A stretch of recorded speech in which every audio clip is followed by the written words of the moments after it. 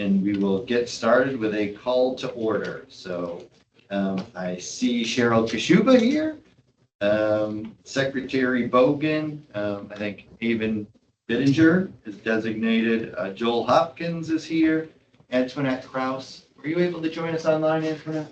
Yeah, I'm here. Perfect. We can hear you great. Amy Lowenstein here. Alexis Miller is here. Dr. Conti. Secretary Arkush, designee Carl Feldman is here. Colleen Kavanaugh is here, and Tia Whitaker is here. We have our full board here or via online. Just a reminder, if I guess this is mostly for you, Antoinette, if you could mute yourself when you're not speaking. And for all of us in the room, if we could identify ourselves when we speak, and obviously the camera's there, but it'll be easier for people to follow along and for purpose of the minutes if we identify ourselves at the beginning. And just for those of you on the phone and logged in via web, if you could turn off your computer speakers, that would be great. Minimize any background noise. I don't anticipate any polling, but if we were to use any polling, that would be reserved for board members. So with that, we'll roll right into the minutes that have been distributed. Looking for a motion to adopt the minutes of our January 29, 2025 special meeting of the board. So moved. Second. Joel moved, Dr. Conti seconds. Any discussion? All in favor say aye. Aye. All opposed? Hearing none, motion carries unanimously. Next, we'll provide an opportunity for public participation.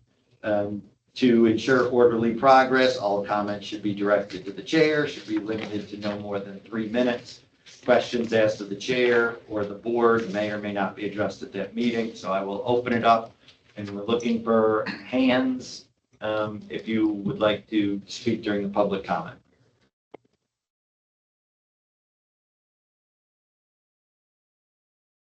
Seeing no hands and no one in the room, we will continue to move right along.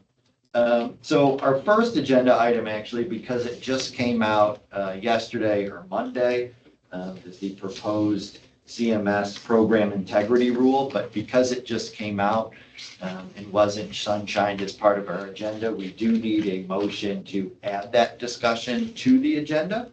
So we'd be looking for a motion to add a presentation on CMS's proposed program integrity. This is Tia. So moved. Tia moves. Dr. Conti seconds. Any discussion? Hearing none, all in favor say aye. Aye. Any opposed, same sign. Hearing none, we will move right along, and I think we will start. Do you want to start there, Devin, or start with open enrollment? We were going to do a little bit of sort of move through the time progression and talk about open enrollment in 2024 and then get into the proposed rule discussion. Perfect. Then We'll try will to- kick it to you for the open enrollment deep dive.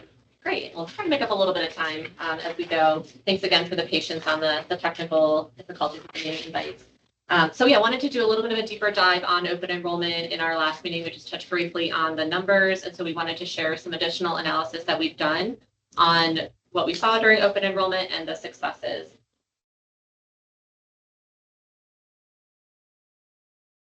So the first kind of overall perspective we wanted to share is how enrollment has grown since we started as the state-based marketplace in 2021.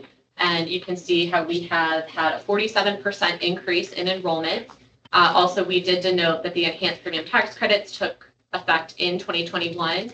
And we do believe that has had a significant impact on that enrollment increase. This is now the highest enrollment that we've ever had through the marketplace in Pennsylvania, a record enrollment. And it is, we also had a similar number of net enrollees or new enrollees that we had last year. And we also retained a significant portion of our existing enrollees. So that really led to the growth.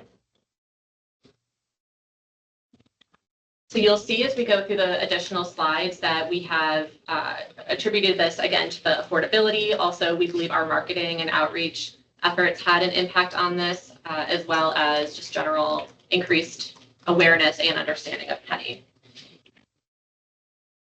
So I wanted to break this out into two groups that we focus on every open enrollment: new enrollees and retaining existing enrollees. Those are always sort of our dual strategies for open enrollment, working on both of those fronts. So we had outlined in October that we were really looking to expand our focus areas to broader in the Southeast and out in the West as well in Allegheny County. If you remember the open enrollment before that, we had seen a drop, especially during unwinding, that Philadelphia County had sort of been falling behind the rest of the Commonwealth. So we had targeted our efforts there and saw that we were able to lift that enrollment up. So this past open enrollment, we wanted to sort of expand that focus and see if we could have a similar impact on being able to increase enrollment in sort of a broader geographic area. And we'll show in the slides that we do think that that had some impact. Statistically, we did see a slight increase in enrollment in areas where we had focused that marketing and outreach, about 1% higher for both for new enrollees and overall. For keeping existing enrollees, I want to share some stats here and maybe just put this in the context of we've also been looking at this data. If the enhanced tax credits go away at the end of this year, retention is going to be a very important focus for us. So we really tried to glean what we could from how we were able to retain consumers from this past open enrollment. So we did successfully auto-renew 97% of them. That's been a pretty consistent stat that we're able to auto-renew almost everybody. We retained 57% of those who were not auto-renewed, up from 21% last year. So we did retain more of the people who we were not able to auto-renew. For people who were enrolled at the end of 2024, 95% are still enrolled in 2025. That's up from 91% last year, so slightly higher retention overall for everyone, even those who we could auto-renew. And then if you recall, also in that October meeting, we pointed out a few highly impacted groups. These were groups specific to this open enrollment who had net premium increases, either because we were implementing the failure to reconcile a requirement for the first time again this year that was sort of reactivated. So people who did not reconcile their taxes for 2 years, there was a group that we took away their tax credits, and they had to come back in and put those back in place. And then there was also a situation in rating areas 2 and 5, so sort of that western corridor, north and south, west of Center County, east of Pittsburgh, where we had some premium disruption related to second lowest cost silver plan, the benchmark plan being much lower this year than it had been because of a new entrant, essentially. And when that happens, it sort of brings everyone's tax credits down. So we did see some disruption in that market. And so we have some stats, and it was actually pretty consistent across all these groups that saw either large net premium increases or removal of their APTC. About 60% made updates to their application and enrollment. About 20% disenrolled, and about 20% did not act. So some of them, we think that's because they maybe were not aware that their premium did increase significantly. And so we are watching this group because we think this group is at high risk for non-pay termination in the first couple of months of this year.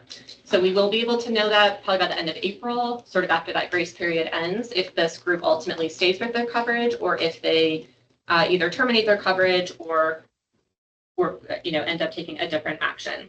So I think this is telling for as we go into next open enrollment period, if the enhanced tax credits go away and we see significant net premium disruption like some of these groups saw, I think we've been sort of looking at a very kind of blunt measure of if we go back to before the enhanced tax credits were in place, that would be a 30% drop in enrollment.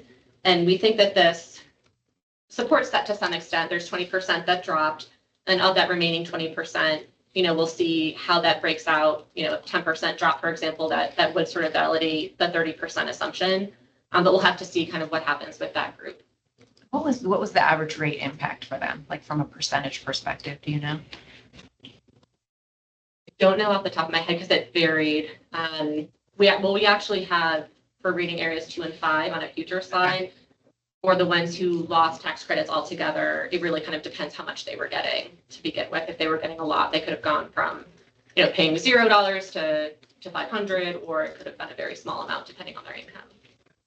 Just curious how comparable that will be to what we're projecting for to subsidies. Because if that has a more significant impact on income, we're seeing at a lower level the action people are taking. It could be even more, troublesome if it's a bigger financial impact. Just curious. Okay, thank you. And then just noting too that we conducted extra outreach to rating areas 2 and 5 that saw that premium disruption from the benchmark plan. But we still saw lower retention rates and lower growth overall. So even with that additional outreach, extra outbound calls, extra emails, we were not able to sort of through outreach alone mitigate that premium disruption to spur people to take action. Here's some comparisons to last year. We still have quite a bit of auto renewals. So those are about 65% of our total of the 496 was auto renewal. And we have the active renewals as well. Those have been fairly consistent. We had slightly higher, just people who stayed in their plan this year from an overall perspective.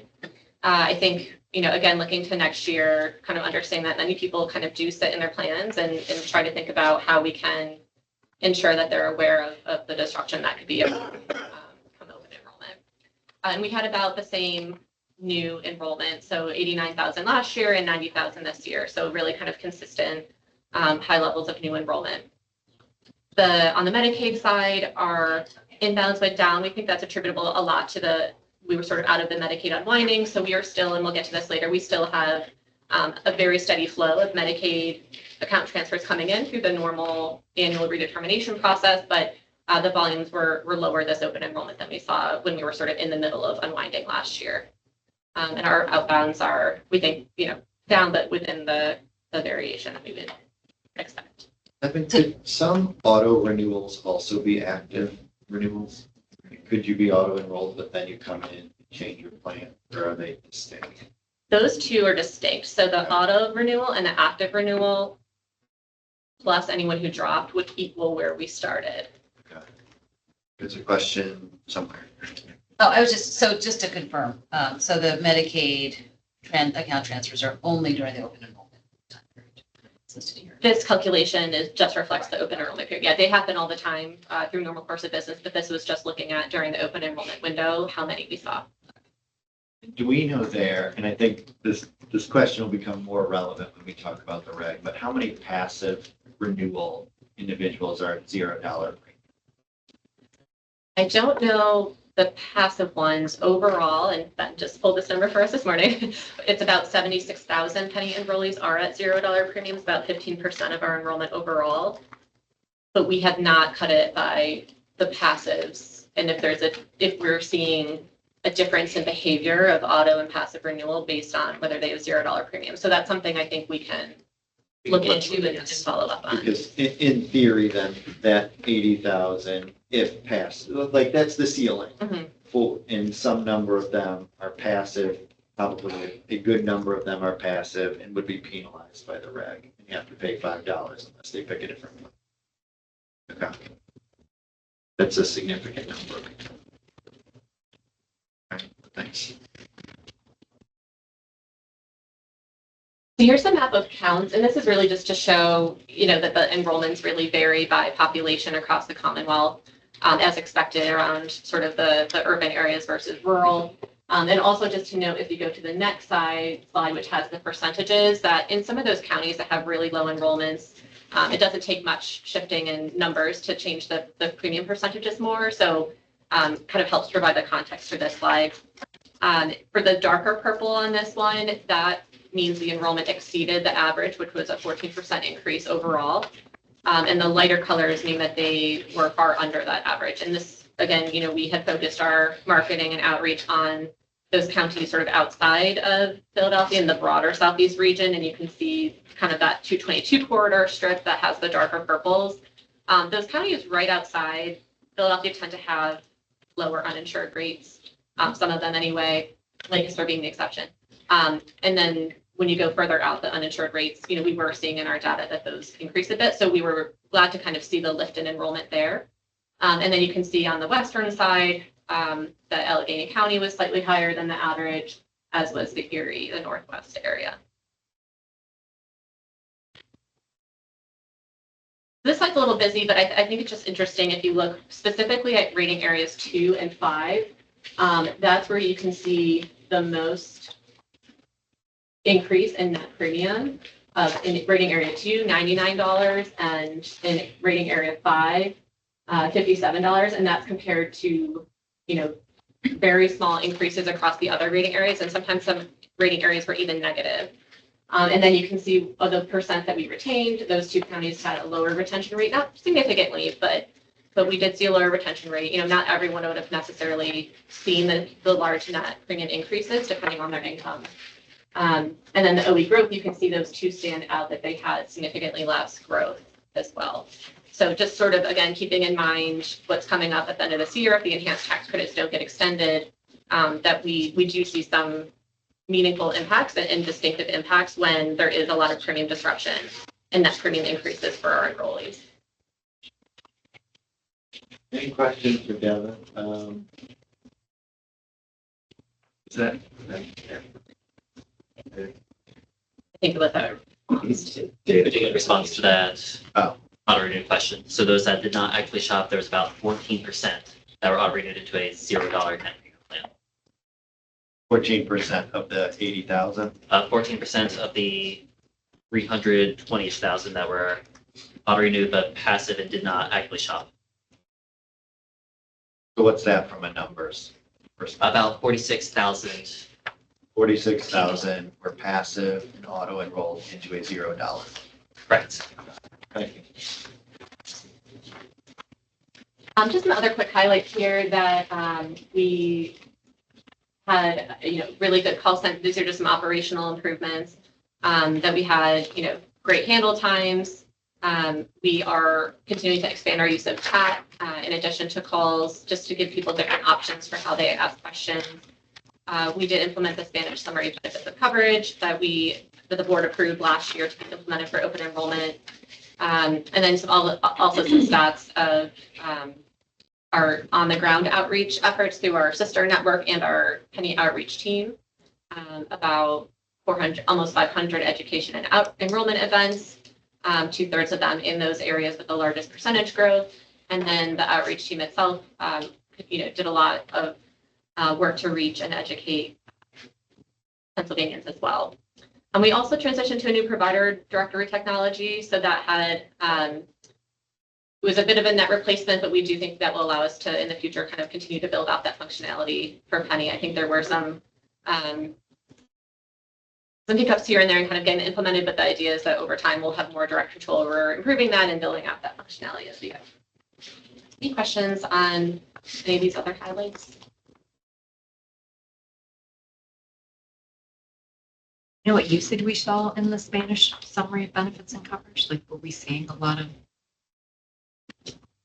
No.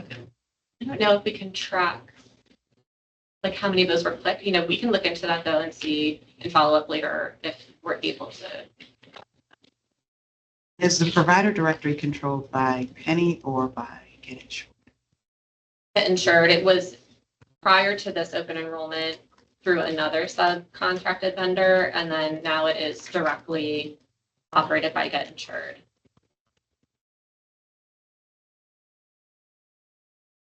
Other questions for Devin? Go right along.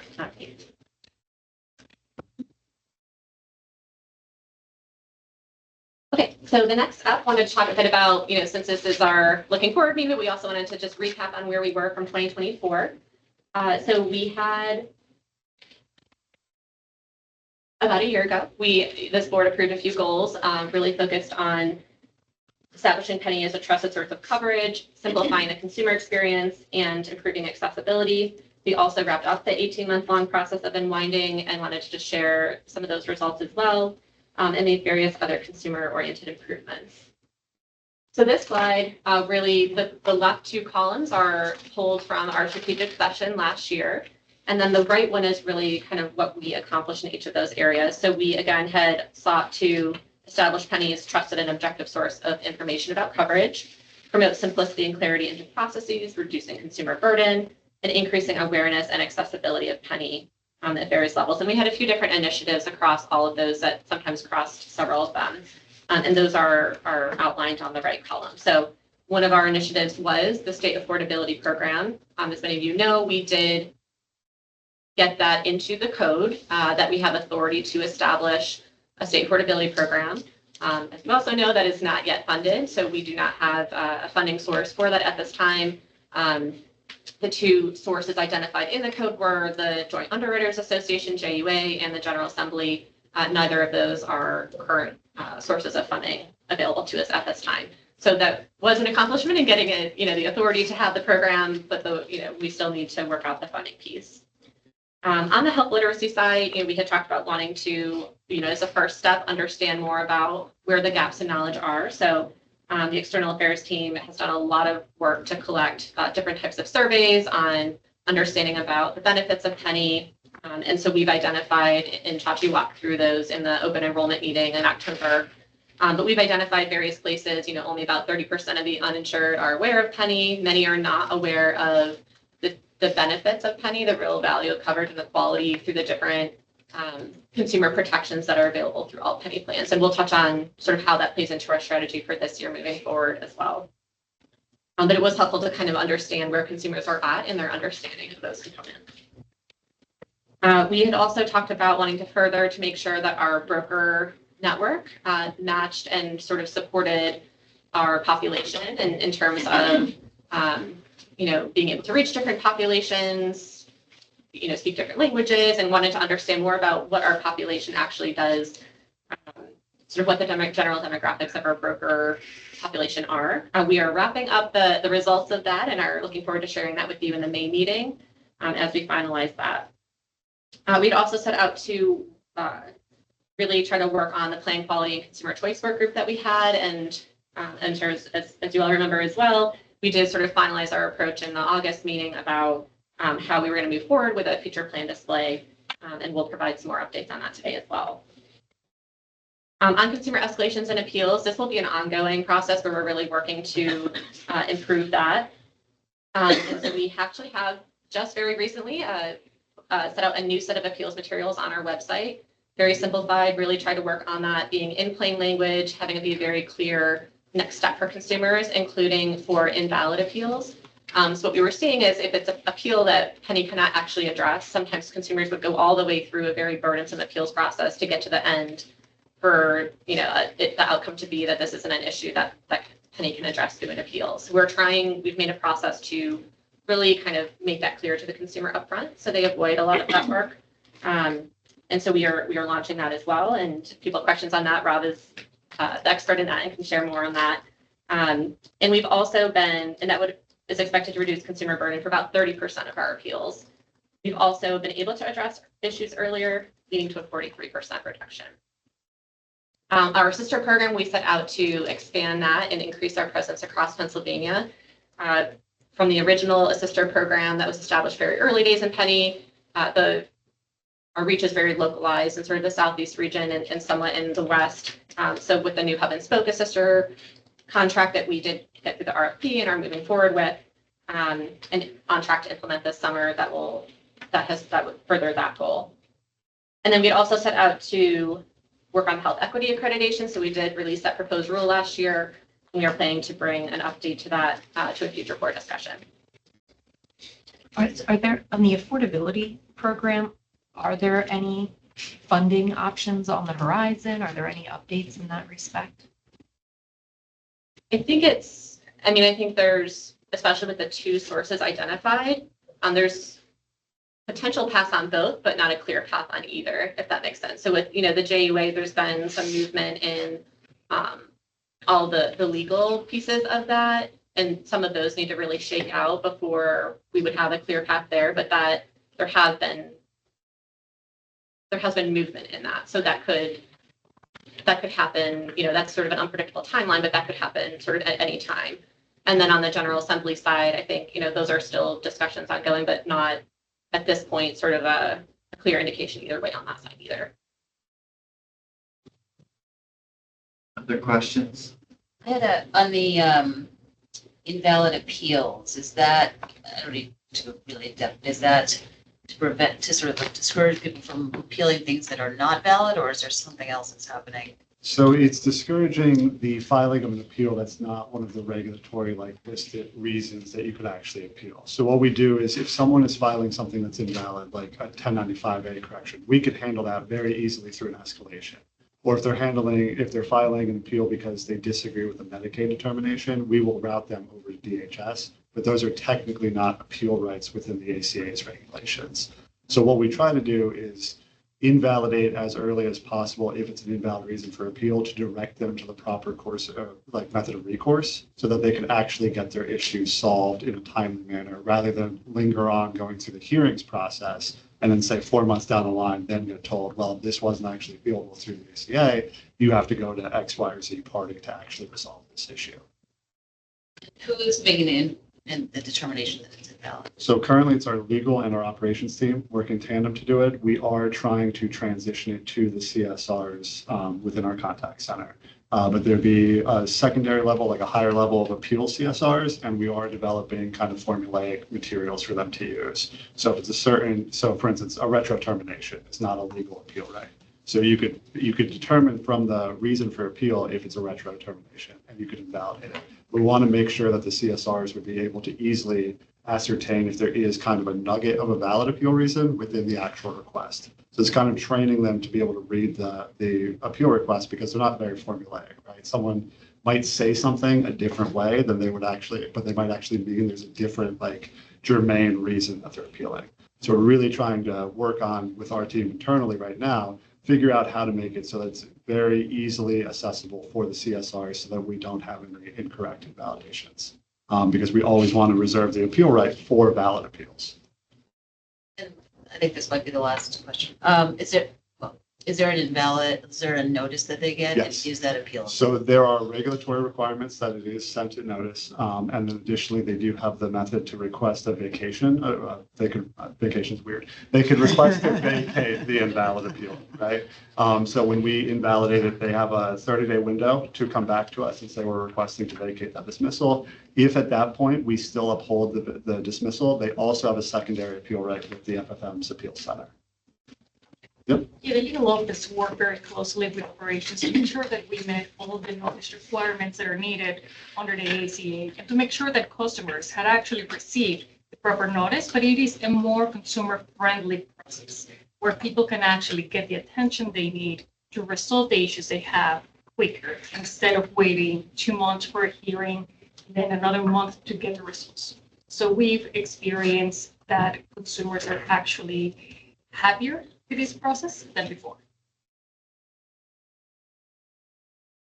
Other question?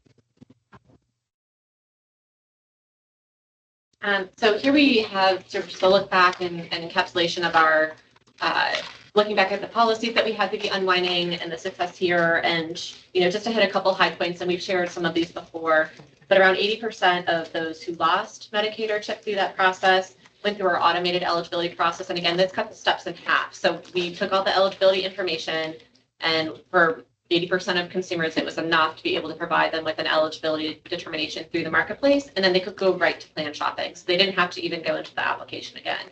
So this was a great consumer improvement, and we saw that people who went through that process were 4 times more likely to enroll. So we really think that, getting people to the plan shopping more quickly and expediting that had a very positive impact. We did have a longer SEP. We did see a lot of people still really kind of taking action pretty quickly, but there was still action in that extended period. So we found that to be beneficial as well. We had a retroactive policy where if people enrolled within the first 60 days, they could line up their effective dates. That was used by about 1 in 5 enrollees. So not a significantly high number, but enough that it was really meaningful, we think, for those consumers who were really looking to have that continuous coverage, that they were able to do that during that time. We also work very closely with our colleagues at the Department of Human Services to align our communications, our notices, and that's work that will really continue on, as well as the streamlined eligibility process. All of these we're going to continue forward in our integrations with DHS. So we think those two especially will continue to benefit our consumers and our interactions with people who are switching between the two programs.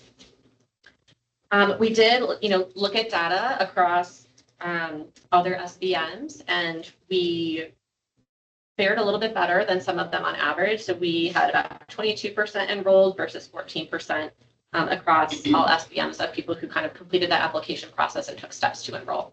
So we think that these policies that we put in place did have a beneficial impact for Pennsylvania. David found that stat, so thanks, David, for that. Generally, our unwinding enrollees skewed younger and lower income. And we, again, have incorporated the ones that work that sort of were more permanent policies, like the automated eligibility and the aligned communications for our churn moving forward. And we are averaging about 3,500 account transfers from Medicaid a month using the loss of Medicaid staff. So we expect to continue to see volume from this program now that it's more normal operations. And they continue to do sort of the regular annual redeterminations. Any questions on unwinding?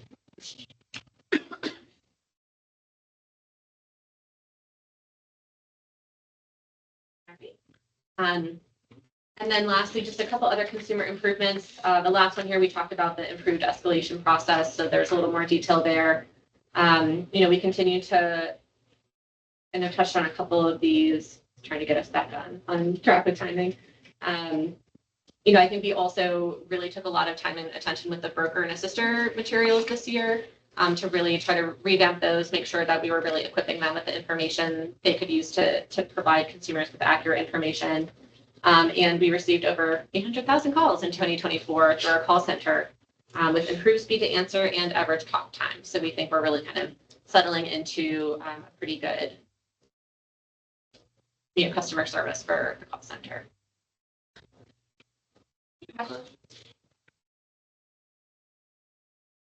Questions? So I think, Devin, this moves us into the new agenda item, which is the proposed reg that will have a 30-day comment period. I guess potentially would require us to come back together in an emergency board meeting if we wanted to, or depending on how the conversation goes today about what's in the proposed reg and what may be of interest. So get over to you to talk about all the provisions in the reg. Yeah, so this came in on Monday, and it's not officially on the Federal Register yet. It's not officially on the Federal Register yet. Once it does, that will start the official 30-day clock. So it will be a quick turnaround time. What we wanted to do today is just provide preliminary analysis of what's in the rule, the framing around the rule, have some discussion here about our framing and a comment letter back to give us sort of that initial direction. And then we would propose to either, if needed, have some additional informational sessions, share the draft letter with all of you with some time to comment before finalizing that, and then taking a vote to submit that finalized letter. So overall, the proposed rule, as no surprise, very, very different kind of approach than the rules of the past couple of years, and wanted to highlight a few things. The overall framing of the rule was really from their perspective, looking at waste, fraud, and abuse and improper enrollments as it was described in the rule.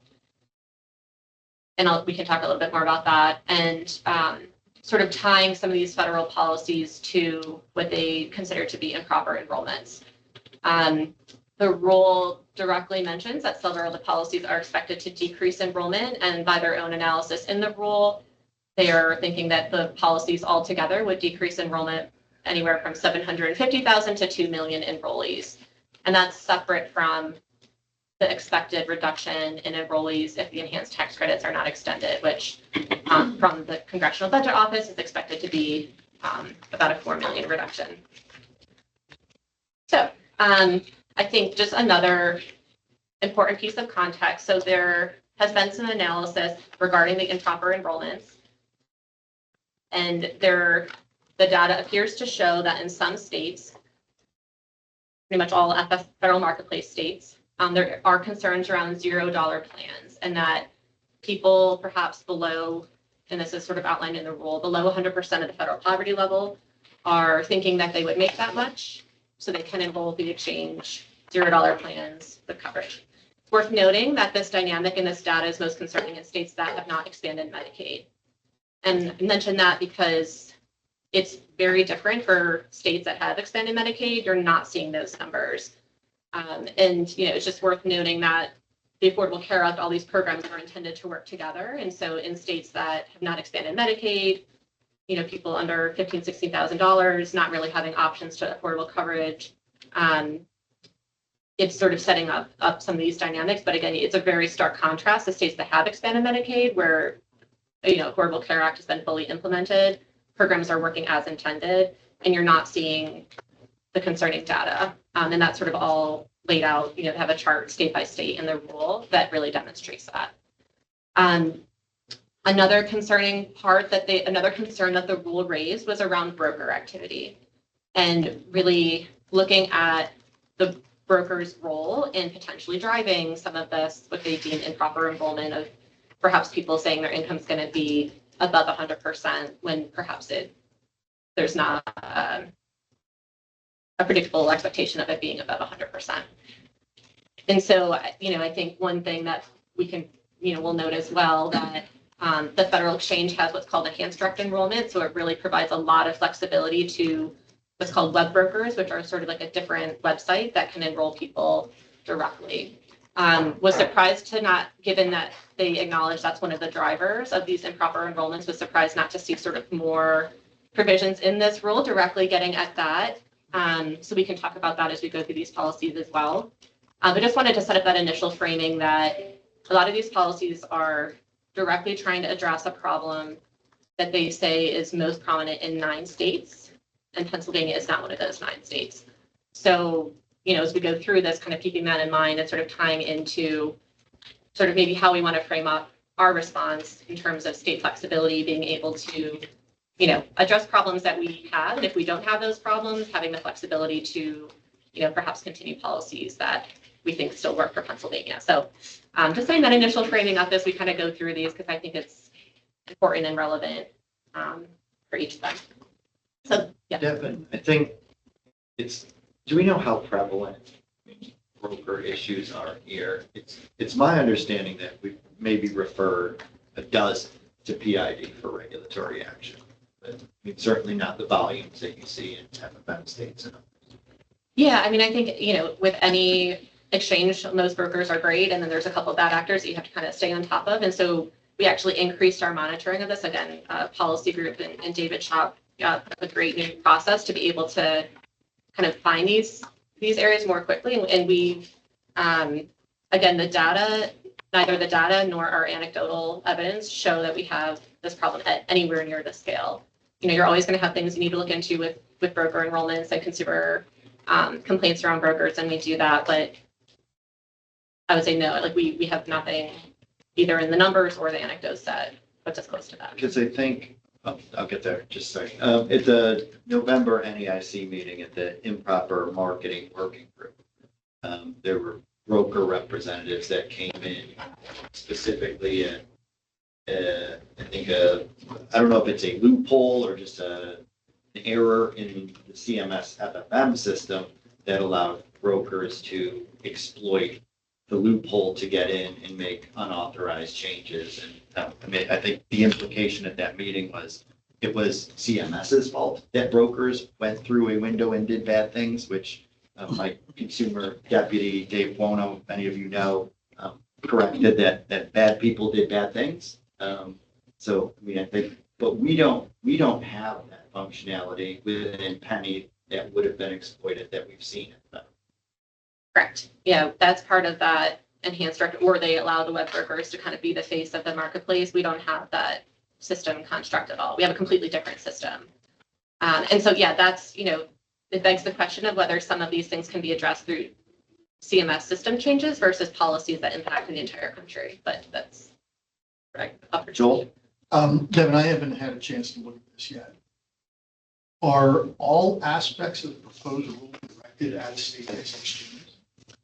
It's predominantly directed at all exchanges, including state-based marketplaces. And what you really see is in the past where CMS has specifically deferred to SBMs to make decisions based on their own markets under their own authority, they are pulling a lot of that back. And for the first time, restricting states in ways that they actually have not before in this program.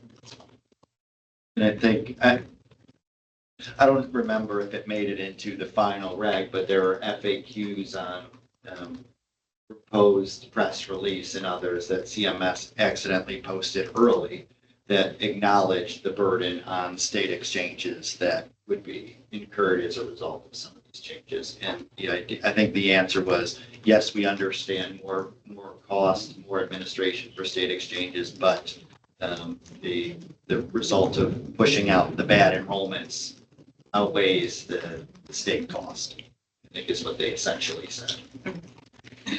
Yeah, and it's interesting because they estimate that the rule would impact state exchanges less because they think that they acknowledge that there are not as, like, they don't see the concerns in the data for the improper enrollments, but yet they still apply all these policies to state-based exchanges. So I think that's sort of the crux of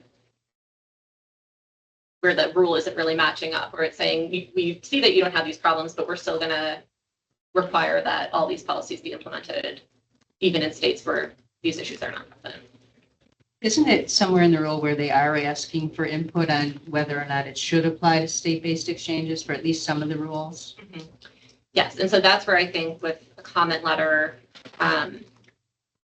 really kind of emphasizing state flexibility of even if there are some of those that we, as we talk through them, we want to perhaps as a program adopt some of them, but it seems like that should be up to us with our data, looking at our market and determining whether we see the data that would warrant a move in some or some of these directions.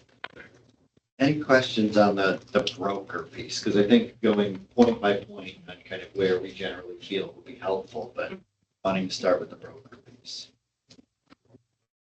And just to recap that, the idea is that we'll have a discussion of these provisions, maybe start to decide what we do want to comment on, what we don't want to comment on, or how we would comment potentially. Yeah, and I think, I guess a proposal would throw out there as we go through these to think about, and then we can talk about at the end, would be really kind of strongly advocating for state flexibility on these. And so I think kind of gauging the board's comfort level with that as the overall structure for the rule, and then we can kind of get into the details and, work over the next couple of weeks to put some data behind that and those pieces. But I think wanting to kind of get that initial feedback on comfort level with that general directional approach, and then we would, be sharing the specific language of opportunities for to do more, deeper dives on any questions any of you have on any of the provisions before finally. Yeah, but I'm not sure if that was a question, but I am behind that approach. I think you've got to be prepared to go general, saying, hey, give us the ability to pull out, make decisions on all of this. But I think you are going to have to poke into each individual one, just in case you don't get your kind of first ask. It occurs to me, I think these changes were estimated to solve about a third of what the government was looking to solve if they don't extend ETCs, right? Is there any world or was there any backdrop to this that suggested if whatever definition of fraud the federal administration has was addressed, that it would give extended, tax credits a better chance? So the proposed rule language in many places assumes the tax credits, talks as if the tax credits are certainly not going to be extended. So Okay. It says things like, there will be fewer people with $0 plans when the enhanced tax credits go away and when enrollment drops. So this problem will be less because we'll have lower enrollment. Okay. So I think the rule assumes that they do expire. Now it's, a different branch of government that decides that, but Yeah. I think that's the assumption going in. And then it's saying these policies on top of that would further decrease enrollment. Okay. And then, sorry, are they doing anything on the broker? If the broker, if one of the big issues is the broker, is there any piece in any of this that's addressing that bad behavior as opposed to, potentially penalizing the consumer? So there's really only one key provision that says that CMS that seeks to codify that CMS would have to show a preponderance of evidence. They sort of set that as a standard for what CMS would have to do to terminate a broker. But besides that, there's nothing around more detailed rules around if you can demonstrate or if we see unauthorized enrollment, we're going to take this action, or specifically sort of Limiting web brokers or anything like that? Okay. And it's probably worth noting, the irony is of 17 kind of major changes that are being proposed, the one that directly speaks to brokers, the preponderance of evidence one, does not apply to the states. So all the other ones would apply to all marketplaces, whereas that one would only apply to the FFM or state-based marketplaces on the federal platform. So it doesn't extend like that type of authority to us. And that just, so, and that's the only piece that is FFM only, everything else? Yes, the others are all, and even in the comment area where they request comments, it's almost the assumption is these would extend to the states. It's not like, it's not necessarily phrased as we're interested in seeing if these should extend to the states. It's the default assumption is these would be extended to the state marketplaces, and then you could comment on how you feel about that. So we'll run through a couple of these just because I think a couple bear more discussion. So the first one, and put this first intentionally, is the limiting the open enrollment period. So this has fluctuated a lot at the federal level due to different approaches by different administrations. But what has not fluctuated is that it has generally been left to state exchanges to set their own open enrollment periods. And in this rule, they are both shortening the federal one and saying that all states need to abide by that as well. And they're proposing that be November 1st to December 15th, so a 45-day enrollment period versus ours currently goes to January 15th. The discussion in the rule, talks about concerns around adverse selection. It references that in the past when they've asked for comments on this, state-based exchanges have said that, that the longer timelines work for them, have not seen evidence of adverse selection, and the description in the rule basically dismisses the state-based exchange commentary, saying basically casting doubt on that, and essentially saying that they still think that everyone should be on the same schedule. And it also talks about how, paraphrasing here, but don't worry, states, because it'll save you money because you don't have to have as long of an open enrollment period. Where I think that's, again, going back to the state flexibility, that's a decision that I think each state-based exchange makes about the trade-offs between slightly longer open enrollment period and the associated broker costs or outreach costs, and whether that's worth doing, and if there's value in doing that for the state in sort of in terms of additional enrollment versus a shorter one. And I think, again, that's going back to, Pennsylvania having the ability to determine what works best for Pennsylvania, and that trade-off between a longer and a shorter open enrollment versus sort of having that trade-off decided uniformly across all the states. So that one is a pretty big departure from where they've been in the past. They have, again, requested comment on this before, and they sort of always deferred in the past to state flexibility on this one. And this is one, though, where they're expressly asking for comment on whether to prohibit states from, using their authority to extend, right? I mean, Yep. So this is one where we'll want to be very vocal. What do we think's gonna, sorry. Okay. Hey, can we remember to introduce ourselves? I'm hearing on the phone that people don't know who we are as we speak. So, Dr. Conti. Okay, Dr. Conti, do we have data on what our enrollment is between December 15th and January 15th that we can utilize to speak to this? We do. I meant to look that up this morning. I didn't have a chance, but yeah, I mean, we do see, I will say the second 2 weeks of December are very low, but once we hit January, like we see like thousands, tens of thousands of enrollments in those 2 weeks. So it does kind of pick up at the end, and like it's usually more new people who come in later. So we see a lot of activity from already enrolled people earlier, and then it takes longer for people to kind of like see the billboard 5 times before they go look it up, or, to get that appointment with the assistant. So what we've seen is it takes a little bit for that message to flow through, and then you really kind of see more new people coming in on the list. Colleen. So similar question, but I was just looking to see what data do we think, or what actually would be an argument that would be listened to? Would we be looking to say of those that enrolled in the January timeframe? If we look historically, how many of them did we retain year over year after they were a later enrollee? What's their average premium? If the worry is that these people are taking advantage, are they not $0 people? Are they $0 people? I'm just trying to figure out what other things can we look at and say that these are, not profitable renewals for us or profitable business for us, but it's non improper, I guess, or whatever they're looking for enrollees, right? So I just think we need to think about how are we going to bolster our argument as to why it makes sense. Like, is it, yeah, I think actually we look at this a different year. It tends to be, you get slightly younger people coming in later and, just generally, lower Yes. adverse selection there.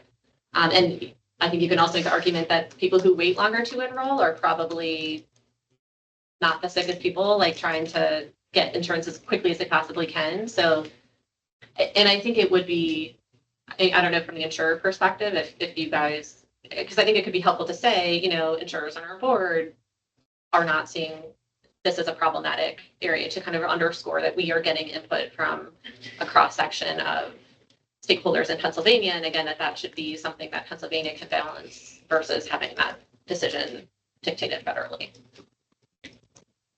Let's see. We netted about 27,000. Jennifer, 27,000 from 12/16 to the end of open enrollment this past year. Yeah, the rule claims that they don't think a lot of enrollment happens after December 15th. So I think, again, like a bit sort of dismissive of state exchange experiences across the board and sort of the tone of the language. Joel, it does appear to be a solution in search of a problem. We just need to get the data behind it to show we don't have that problem that they're trying to solve. Mike, Devin, I think you had mentioned also that there's comment in there, like some states that I've talked to suggested, oh, well, we just do a special enrollment period from December 15th to January 15th. But I think there's language in there that you said would crack down an opportunity to extend it via special enrollment period. Yeah, the rule acknowledges that some states do that and explicitly says, that or proposes to kind of prohibit that as an option to really make sure it's strictly the 45 days. Any other questions or thoughts on the OEP part?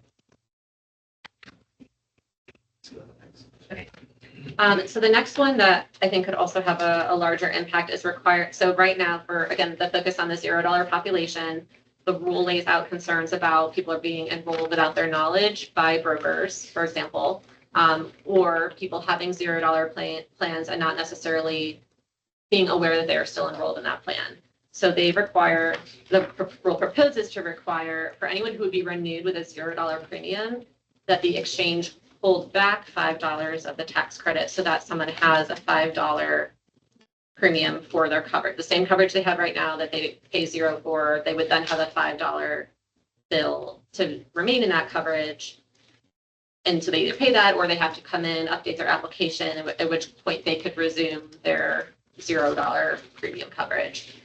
So I think this one, the stats that were just shared a couple of minutes ago, this year, auto renewed 46,000 Pennie enrollees with $0 premiums. So that would be that impact.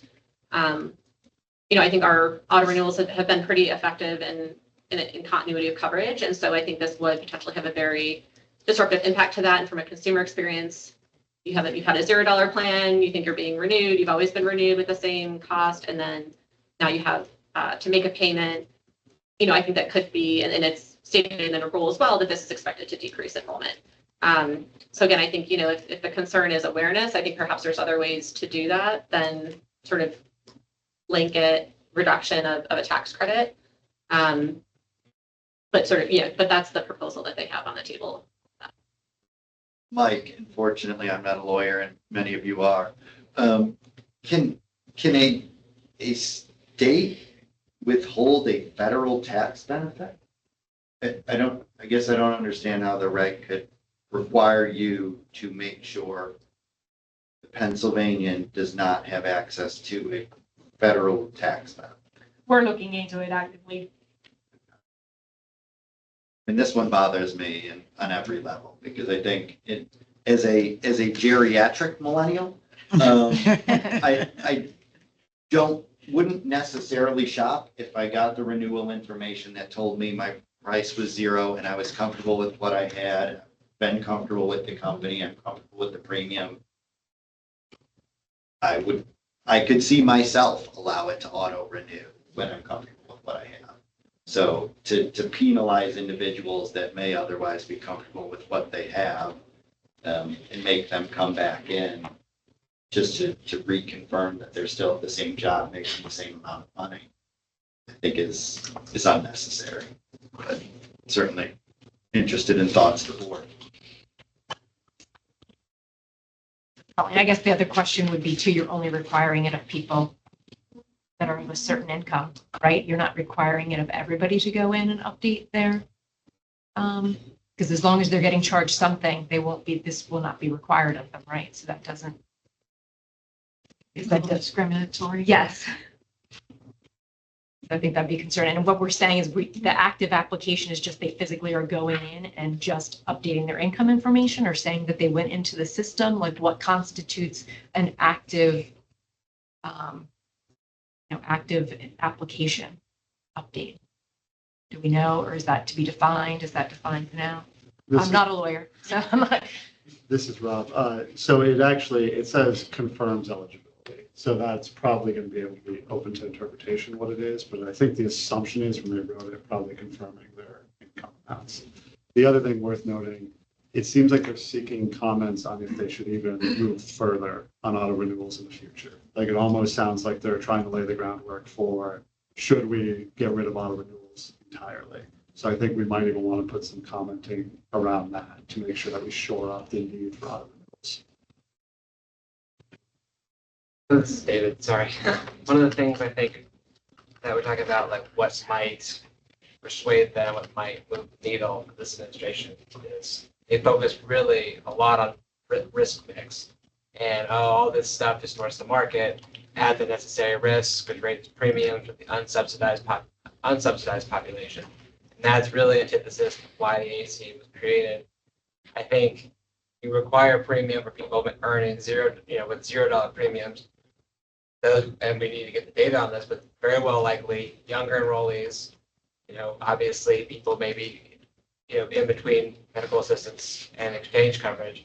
But I think they'd have the opposite problem. You're taking away, good risk from the marketplace, and especially, younger people may be less likely to, look at something in the mail, less likely to, more likely to qualify for a $0 plan, especially if enhanced premium tax credits go away. Those $0 bronze plans, targeted a lot of younger enrollees. So I think an argument if we can make it, is that it would do the opposite to this, it would add to it and take away good risk.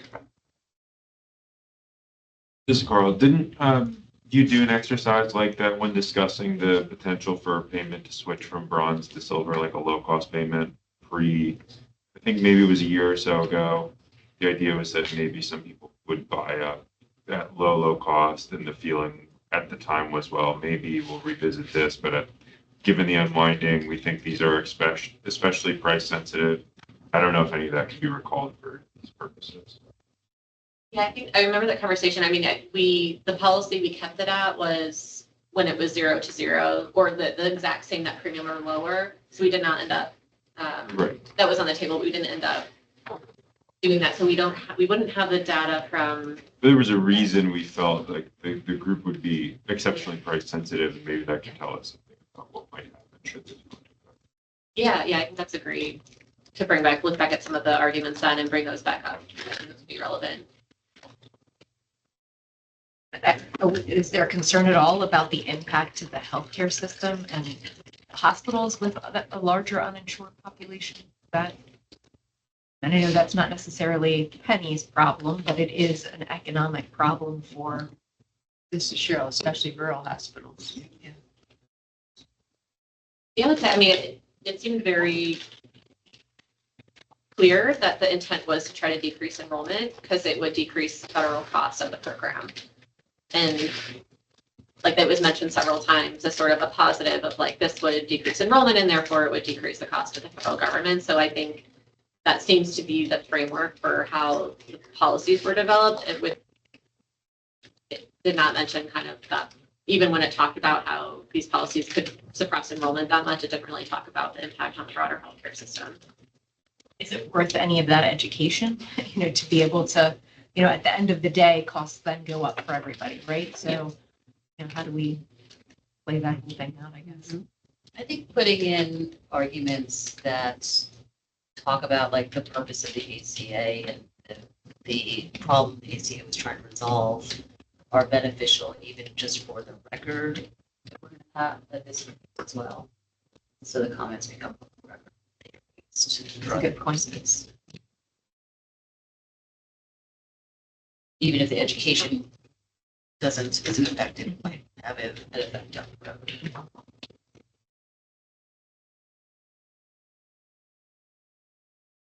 Speaking of the bronze to silver policy, they want to revoke that.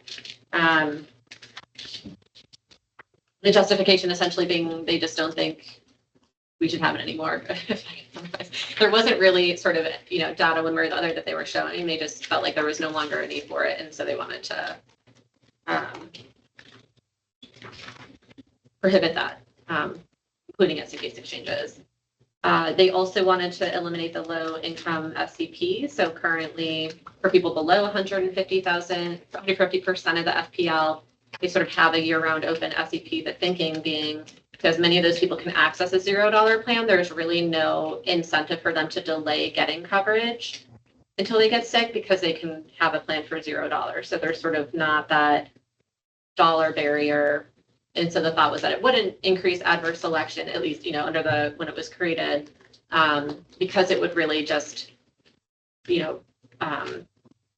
especially help people coming over from Medicaid. And that, again, since there's no barrier to entry, it was addressing more of an awareness problem than necessarily people waiting to get sick problem. So they want to not allow this SCP to be moving forward as well. So I will say we need to do a little more analysis on the numbers for this one because right now there's a bit of intertwining with Medicaid. And we want to make sure we clearly separate people who would be eligible for an SCP regardless under the loss of MEC SCP from the ones counted here. So we're going to have to kind of circle back with numbers on this one from what we've seen from a Pennie perspective. Mike, Devin, question. Do we have data on the number of enrollees that are moving from bronze to silver? I don't think it's that many to. This past open enrollment, we moved 1,000 and about 15% moved back to their bronze level. 78% stayed in what we put them in. And I think one of the arguments they make is that it could have tax implications for the policy. Like when we move them, is it at the same tax credit rate or could that factor in? The same tax credit rate that is talking about like if they are using more of it because they went to a silver, then it could be potentially incurring more of a liability because they're using more of their tax credit. Like it's $0 at each plan, but at bronze, the total. Right, net. so they're using more They're tax using credit more. and that would be all 1,000 of them? No. Well, we'd have to look. Because if they're maxed out both, we have to look at whether they're maxed at bronze and they just happen to. I also don't know how much that difference is. Is it like $50, of addition, versus. So I think we'd have to do more analysis on that one as well. It is, it's had a relatively small population has been eligible for this. Questions on auto renew or special enrollment period? Or thoughts for Devin to think about as she kind of takes it back? It's just from my personal perspective. If we had to give on Colleen. something, sorry, Colleen. If we had to give on something, I would say those two, right? I think the other pieces that we're talking about are significantly more impactful to Pennsylvanians. If we were to shorten the open enrollment period, if we would start charging this $5 premium if you didn't make an active enrollment, I think those, we have to give somewhere. For me, it would be on these two things. Mike, how many are in that low income SEP bucket That's what we're still trying to figure out. That's what you're trying to figure out. It's Medicaid. Yeah, Okay. it's less than 30,000. Not small. No, but we think some of that is Medicaid. So it could be much less than that. It could be. Or it could be, but we have to kind of figure out. Yeah. We're researching. Other thoughts? And I guess to that question, the 30,000, which I know you said needs to be validated, Colleen again, but that, is that 30,000 overall over time, or you're saying 30,000 in a given year? For last year. Okay. But we need to pull it. I think it's less than that. Yeah.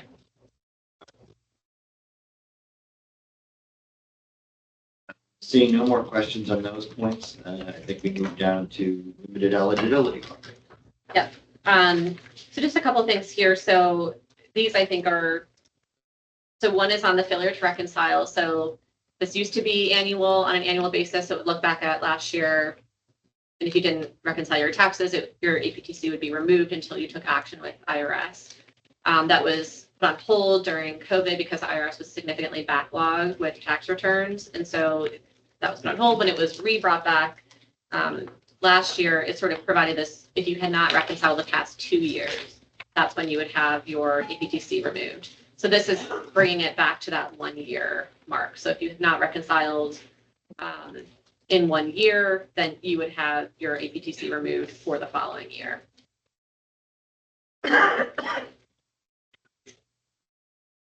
Joel, Devin, did you see any significant change when it originally went from 1 to 2? We were not a state-based exchange. We started when it was not even in place. So we don't have direct experience with that. Yeah.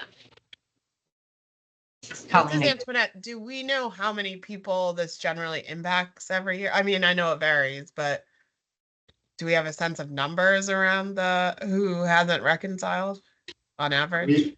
We could follow up with a concrete number, but it's basically going to double the population, probably from about 10,000 to 20,000 if it was 1 year rather than 2 consecutive years. Okay. I think that's a good, Mike, this is a good theme, is part of our next conversation, as much as we can quantify, recognizing that maybe not all of it's quantifiable, but I think it'll help us prioritize which ones to focus on. Dr. Conti? So just like with COVID, there was a decrease in the workforce. We know that there's currently a decrease in the workforce. And so with this increasing the number of people who would need that confirmation, will it further delay patients, people getting that information? So that would be my concern, that we're going to continue to have a backlog because they're not going to have the staff to. I think that's a fair point. So we can mention that. I mean, will we be seeing, I think we were already hearing that there might be backlogs, so it's not the same issue. Colleen, if this ultimately were to go through, I would just ask if there's the ability to share information with those that fall into this bucket with carriers ahead of time. Back when we were an FFM state, the government did give us as carriers information on who was in this bucket, and actually were requiring carriers to do outreach as well to encourage people to validate their information. We don't do that as a state-based exchange, so I would just put that out there. At least we as a plan would be willing to help support the efforts of making sure that we keep people insured by reminding them of what they need to do in order to keep covered, keep their subsidies. This is Rob. So part of it is we don't currently store federal tax information or FTI. However, one of the suggestions for comment was, should they require the exchanges to follow the FFM structure, which is direct notices which have FTI, as well as the recheck process. So I think, again, we probably want to lean on state flexibility, but we have actually been trying to talk to get insured for the past year about whether or not we could get direct notices, because we think it's a better customer experience if you are told explicitly, this is the reason you would lose subsidies, rather than having to guess from a list of options. But we would still probably, for the comment, want to go state flexibility 100%, but that is something we are working towards. Currently, we don't have the functionality for it, but we are exploring it. Yep. The next two are around insurer flexibility. So this one has gone back and forth across essentially different administrations about what the policy has been. So this has been one that's had a bit of turmoil the past throughout the life of the program. But basically this question of if someone terminates for non-payment, they still have a standing premium due to an insurer from, say, July, and then they come in and enroll in January. Can the insurer say you have to pay me back for that month in July before effectuating the new coverage? So this is saying insurers can do that. The previous administration had said you can't do that, and I think before that it was you can do that. So this one has kind of flipped around a lot. I don't think we have numbers on this. I don't know if insurers have numbers on this, but that's that proposal. Joel, I don't know. I don't have numbers, certainly not in my head. But if this weren't allowed, and as it currently is, we're subsidizing it. And so it seems to make some sense to me. Again, I think it goes back to what the commissioner said. Information and data will help us think more about this. Again, it might be a solution in search of a problem, but my knee-jerk reaction is certainly from the insurer perspective, this makes some sense.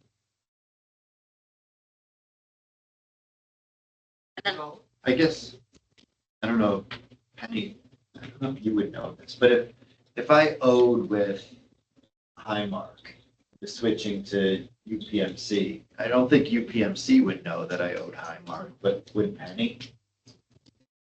I don't think so, because we don't have we wouldn't know if they had since paid Highmark back for that month. So yeah, I think this applies for if it's the same insurer, if they cease and then try to start again with the same insurance company. I mean, if I were going to try to take, it's Alexis, if I were going to try to take advantage of the loophole, I would switch carriers to do it, right? Yeah. This is Cheryl. Unfortunately, the rule just came out, so a lot of the data that we might have, I don't have, at our fingertips, but we could look into this and see how often this happens. I have no idea. People are calling again. People are termed every month for non-payment, right? So it's it's a significant population, because I think if I'm reading this, you could have left one carrier 2 years ago. Is there a statute of limitations on this, or it's any past due premiums if someone was canceled for non-payment? How far back is it that you're allowed to go to say you owed premiums before we would then accept, that new enrollment? And then I guess the downside of that would be if somebody made the switch and now it's coming to roost and they have to pay these past due premiums. Are they still within a time frame that they can go back to the carrier they had before that they were potentially paying? It gets a little messy, I guess, if that person's still trying to at least maintain coverage. I don't remember there being a time frame on the. So from my recollection, it almost was worded like there would not be a time frame at all. No statute, not 5 years, right? It would just go almost indefinitely. And I do believe, I'm not positive on this, but I believe they also contemplated, for comments at least, whether or not it should be when you switch insurers as well. But obviously the operational, that would just add further complexity to operationalization, right? But I don't think they were going down that path, but I think they touched upon it briefly within the background information.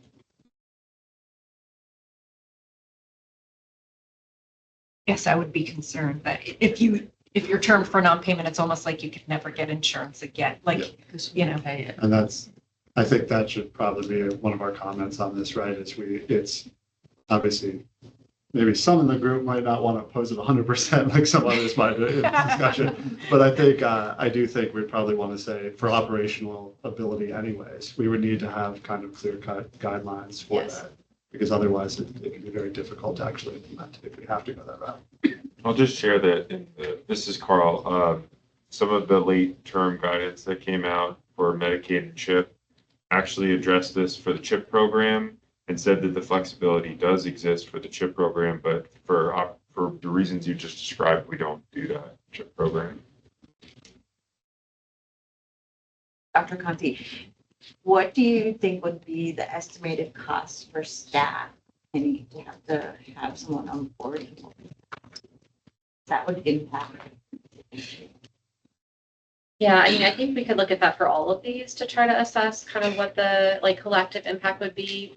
This one might fall more to insurers unless we are at some point on the hook to try to figure out like across insurers if there's a non-payment, but you know, something that someone owes, which could be very intensive. Did you find out, sorry, Joel, you find out today if company canceled for non-payment? Yeah, but we don't know whether that person ever makes it good. Like someone could, you know, if they termed in July for non-payment and there's collections or something, like they could end up paying in September or October. I don't know that we ever end up getting that confirmation that they ultimately Build a new paid. system theoretically and try to figure out how much they owed at the time and Yeah. before they did. It seems like a challenge. Yeah.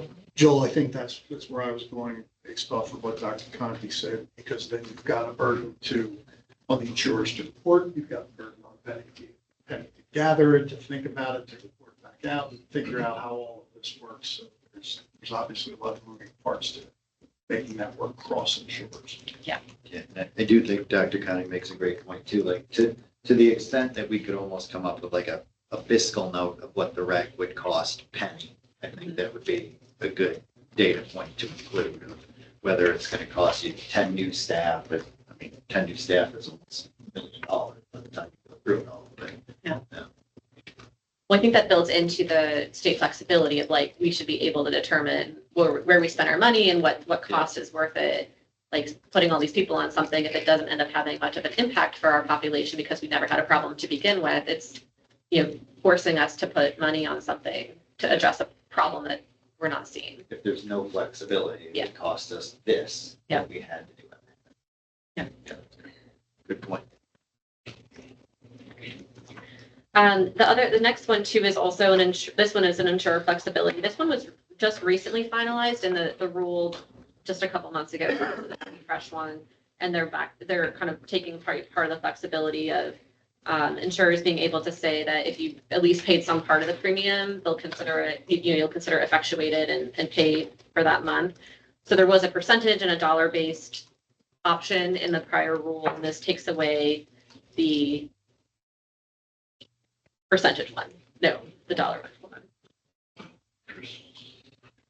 Flexibility is 4%. Yeah, so it retains the percentage one. The dollar one. No, Keeps the dollar one. No, it removes the dollar one, removes gross premium percentage, keeps net premium percentage, I believe. That sounds right. Yeah, because I think they were saying like they want you to always have to pay something. I think there was a way with the dollar threshold that there could be a way where if it's below a certain, if their net premium is only $1, they could end up never paying that for 9 months or something before they hit the $10 threshold. So they're removing the dollar threshold and just having it be a percentage based. But we have, sorry to Alexis, trying to remember, we went with the percentage, but Pennie calculates it, or am I not remembering correctly? I think it's on payment, so I think it's on the insurers to calculate. I agree. Yeah. This is for when like I if thought this someone was owes- the conversation we had about, I remember we had an operational challenge with the percentage, I thought. And so we asked Pennie to feed us $1, or maybe we went with $1 amount. We have a net premium percentage that we set several years ago. Okay, To no more than 99% net premium for a binder payment, no less than 95%. But this came out, as Devin said, at the end of last year. So I think we were thinking about, okay, well, this is something that we want to bring to the board to potentially require or to talk about, but we never made it. I must have dreamt about it more than anything.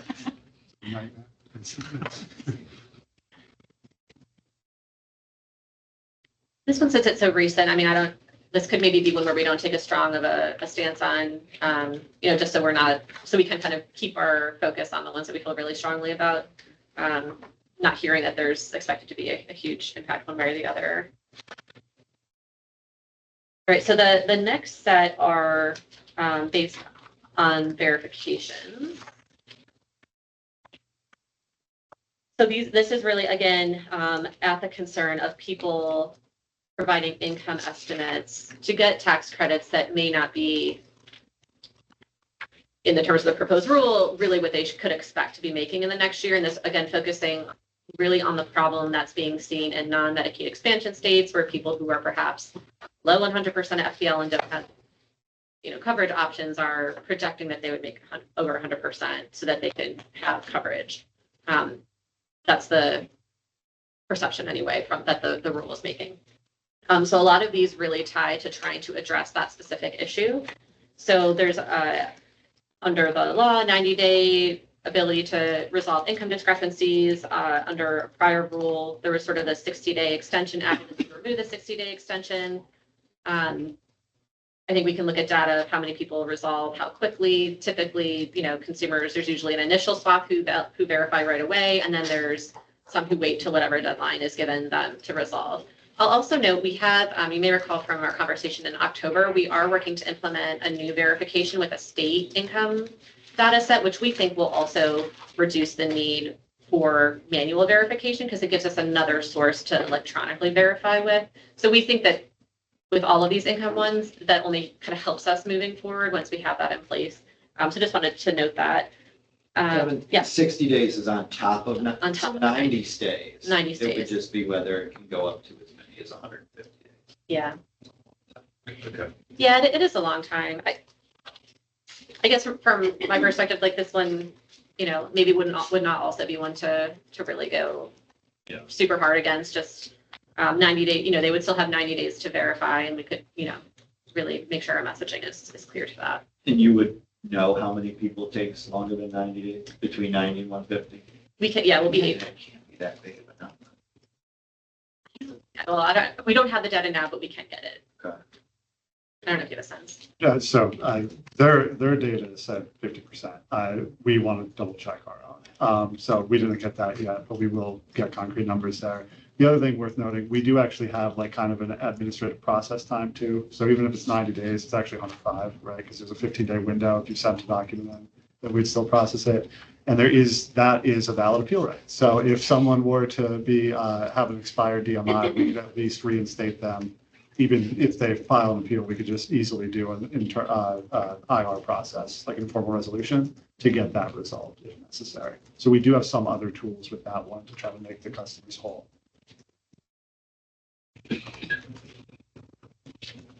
The next one is also related to income verification. The FFM implemented sort of self-attestation, including verbal attestation of income through the call center for a consumer to say what their income is, and they're pulling that back and saying that it needs to be documentation.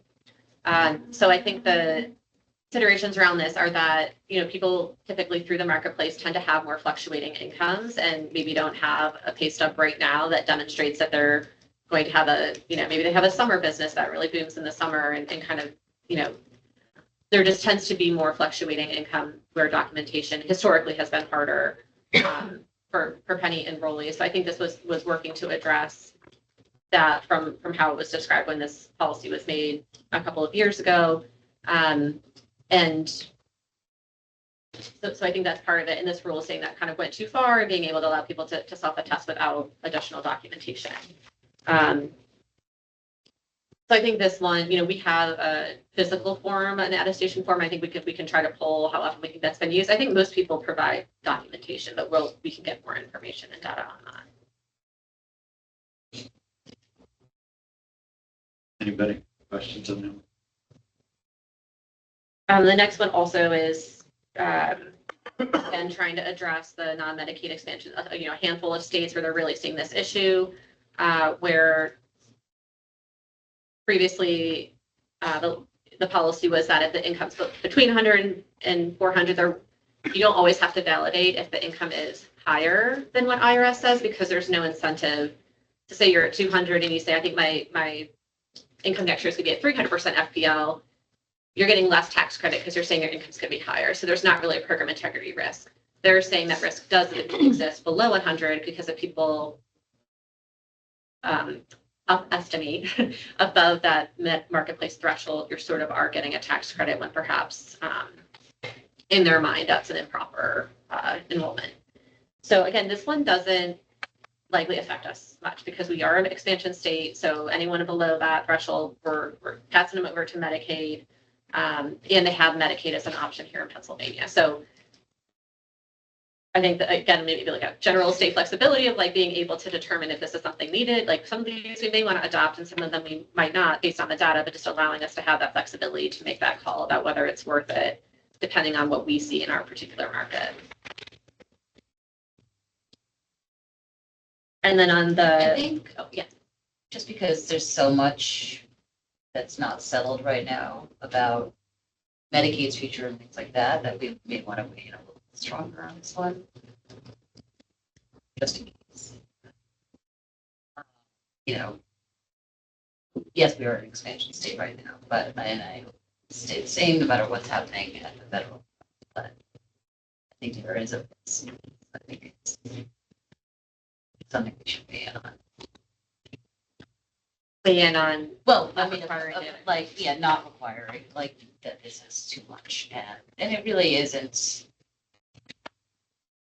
It's also just, I mean, it's a, you know, it's obviously a big burden.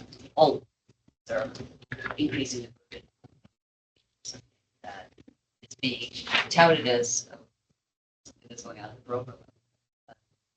Which I realize is not necessarily persuasive, but sure, I think that we shouldn't just like set this as something that we, you know, I think if we're gonna oppose this, we should just. So Amy, that would be a comment along the lines of what Devin was saying, is like, we should have the flexibility to be able to make the right decisions for the Pennsylvania population versus being forced to do something. Right, yeah, but not, you know, but like setting aside the idea that, yeah, yes, exactly. But I wouldn't, because we've sort of like, I feel like some of these where some of how we're responding to being weighted, like how strong when we do some and how we don't. Others, less strong in this issue. Any other thoughts on anything in the verification bucket? Oh, we didn't actually do the last one. Yeah, this one could require a change. So we, this is whether we require documentation to prove your special enrollment period reason before we allow you to enroll in an SEP. So we do this for many of our SEPs. We do not currently require documentation for loss of MEC, which tends to be the highest volume one. So if we have to go back and look at the data to kind of understand if the rest of them make up 75% or not, but this could require, if we have to verify 75% of the SEPs, and again, they didn't really even define how that would be measured. They kind of request a comment on that. We verify 75% of the categories right now, but not necessarily 75% of the enrollment. So I think we'd have to kind of look at that one. I think, again, just sort of saying, I think generally we should have the flexibility to decide which ones we think are highest risk, which ones we think we should verify or not, and sort of not, you know, kind of put it in that general category of not having some, you know, arbitrary threshold set for us. This is Colleen. I think this goes back to Dr. Conti's point from earlier. What is it? What's the staffing that would take in order to do this type of pre-enrollment verification? Yeah, it is manually reviewing documents, so there would certainly be cost to it. Any other in that bucket? So I think based on this conversation, well, actually, I'll wrap that up at the end. So next one is plan management. So these are also kind of more, maybe more broadly individual market, but there's a change methodology for the premium adjustment and cost sharing thresholds, which would, in our read of it, make the cost sharing limits higher. So increase cost sharing thresholds by switching to this other methodology. They also want to reduce the de minimis threshold for actuarial value. I think that's another one that's sort of been going back and forth, kind of more on the plan design side. So I don't know if there's any, they're a little more technical.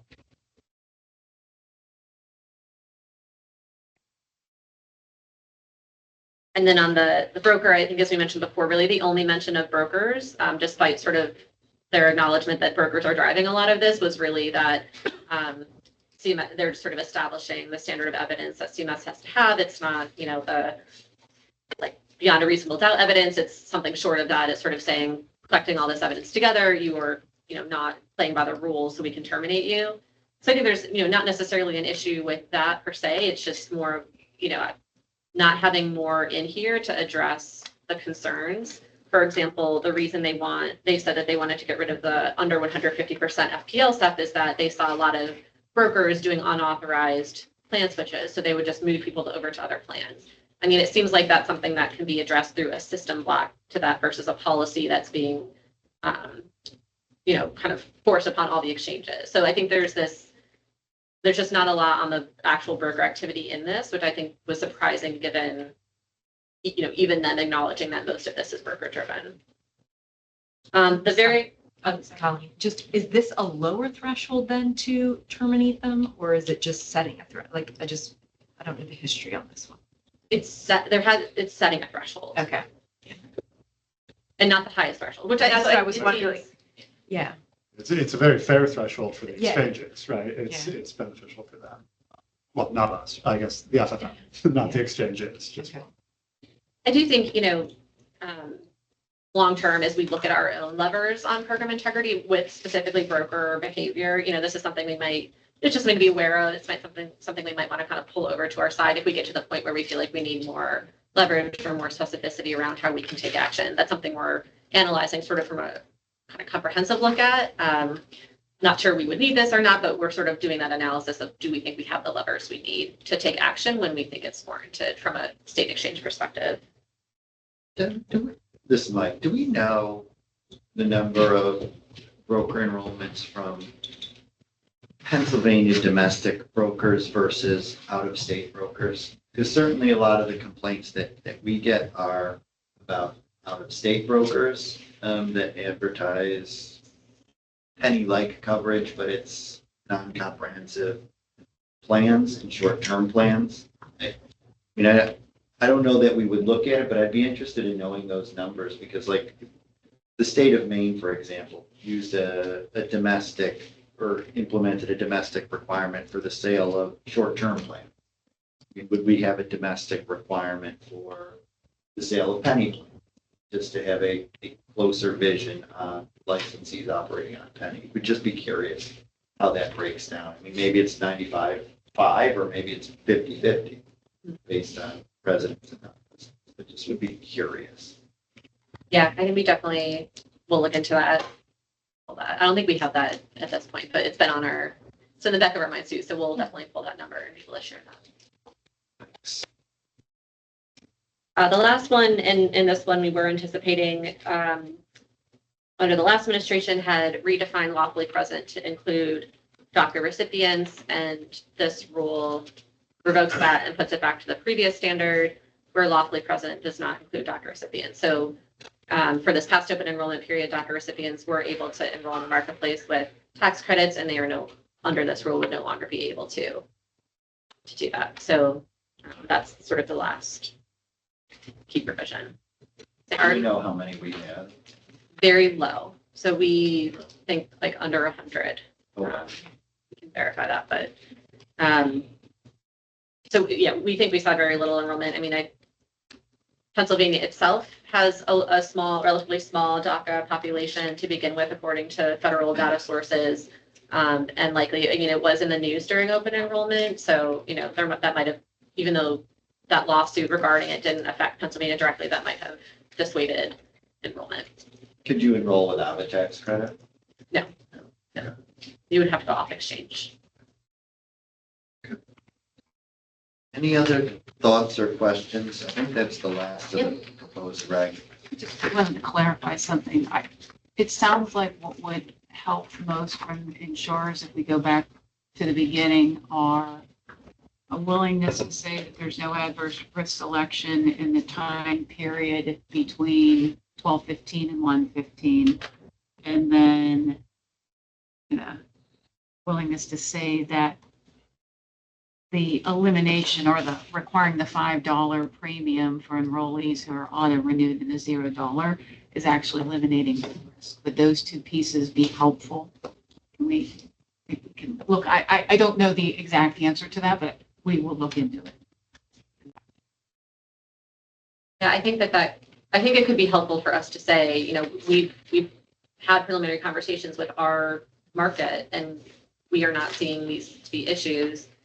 So we think we need to retain the ability to weigh the balance between providing, putting up consumer barriers with whatever risk is seeing. If we're not seeing the risk, then it's unnecessarily putting up barriers.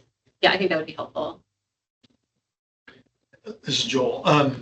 Just at a high level, I think my takeaway from this is I would suggest we approach it as state flexibility. We don't need those rules, but thank you. Obviously, I think we're going to have to get into granularly on each of them in case we don't get kind of the first ask. But if we do get the first ask, I think it still is, this is helpful for Pennie to think about any of these things should be adopted nonetheless, even if we don't have basically getting foisted upon us by a federal. Yeah, and I think, saying like we care about program integrity too, like we, think it's important that the program be meeting the needs, and we want to make sure that, but Pennsylvania is different than some of the states that have the high concerns, and so we want to make sure that we're. So yeah, I think that how do others, are others comfortable with that approach? Really, state flexibility, kind of emphasizing the ones that we feel most strongly about, echoing that we generally support program integrity, just to sort of, but that we haven't seen those types of issues here. And so really questioning whether it warrants the mandate of all these policies. Okay. So as a next step, you're going to take back the conversation today. We'll look for data where we have data, including potentially fiscal data if we were required to do everything. And then the idea is we're going to have to come back pretty quick, unfortunately, right? Because it should be posted any day now, register, and then we get 30 days from that, right? Yep. Yeah, and our intent with this one, I know we've done it a little bit differently in other times, would be that we share the draft letter with all of you with a chance to review it, provide comments. We would be able to make any updates to that before we come, so that you all have the final version before we come to vote on it. So it would simply be a vote to move forward with that final letter or not.